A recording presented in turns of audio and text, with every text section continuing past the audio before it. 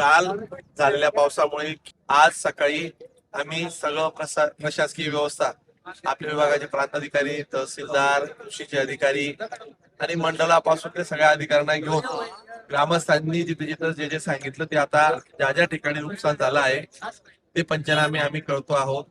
बऱ्याच ठिकाणी विहिरींचे भराव खचलेत, काही ठिकाणी ढोरं वाहून गेलेत, काही ठिकाणी कोंबड्यांचं नुकसान झालंय, काही ठिकाणी घरं खचलीत, काही ठिकाणी शेतांचं पूर्ण खरडून निघाले आहे.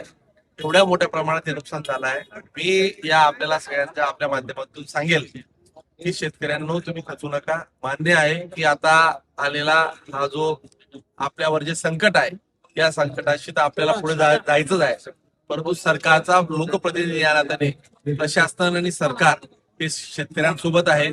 आपण आजवर गेले अनेक वेळेस पाहिलं, दुर्दैवाने जेव्हा जेव्हा संकट आली त्या संकटांच्या सोबत मीही आपल्या सोबत राहिलो. आता तात्पुरत्या स्वरूपात आजच्या आज 200 परिवाराला जेवणाचं किट आम्ही आज वितरित करत आहोत. ज्या ज्या परिवारांना अगदी घरात आता भांडी राहिलेली नाही, काहीच राहिलेलं नाही, त्यांना त्या लोकांना आज 200 किट आम्ही वितरित करण्याचा निर्णय घेतलेला आहे.